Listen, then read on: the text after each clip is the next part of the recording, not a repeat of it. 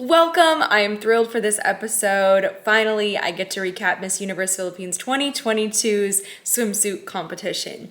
In today's episode, I'm going to share about my top 15 favorites in no particular order.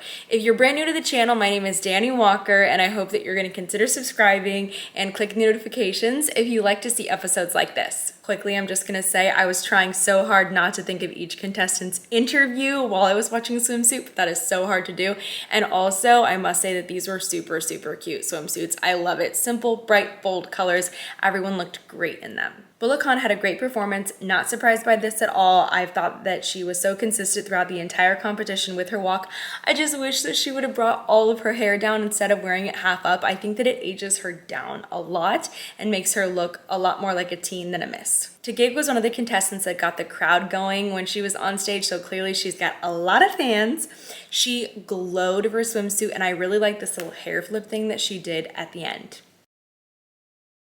Makati had great facial expressions just like she always does. I think that her poses for this competition weren't as strong as they were when we saw her in the preliminary challenges, but I do think that she has a spot in the finals and there's still a little bit of time to make some adjustments. Cebu City, just wow. Okay, sexy queen. That little hair flip thing that she did was just perfection.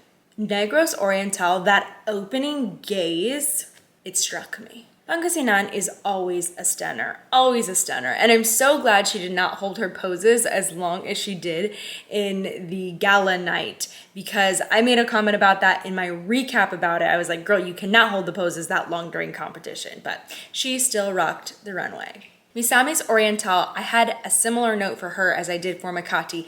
I really thought that her poses during the runway challenge were even stronger than what we saw here in the preliminary challenge, but there is time to make those adjustments. I hope that we do see those for finals because I really think that she has at least a place in semifinals, if not possibly a top 5.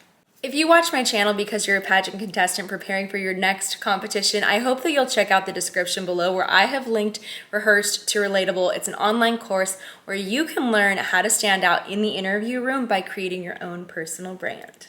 Palawan, I just loved this entire performance. She had such a strong opening spin turn, and then her posing in combination with her facials at the end of the runway were so fun and so entertaining to watch. Baguio, love the walk, love the smile. The pose that she used for swimsuit was also the pose that she used when she wore that activewear outfit from the gala night. And it's funny because I loved that pose then, still love it now, and I'm really glad that she brought it to the stage. Bring your best. Davao del Norte, love her confidence, and I will also say I feel like she has such a great sway when she walks, and I really loved her over-the-shoulder look. She is really solid.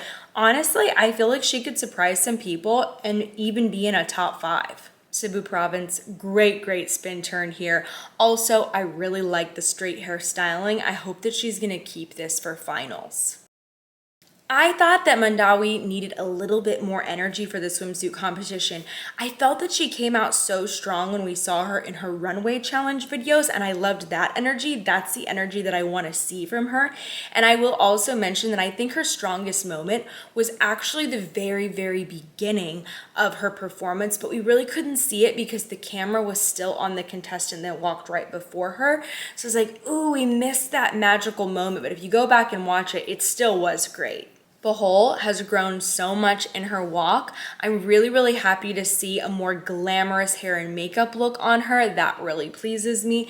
And you can tell how much time and devotion she has put into changing up her facial expressions on stage. And that really showed. She's coming in strong this year. Davao del Sur, another contestant for me that I saw so much growth from. I've talked about this before, but I really do think that she has a great walk, and I thought that she had some great facial expressions too. She's really fighting for that placement and fighting for that crown. Even though I talked about everybody else in no particular order, the last contestant I'm going to mention is my personal favorite swimsuit performance, and that is Pasay. This to me is the definition of nailing it. The walk, the pose, everything. I can remember in my episode about the runway challenge where I said that she was giving me the same vibes that I got from Amanda Obdam when she did this preliminary swimsuit competition at Miss Universe Thailand.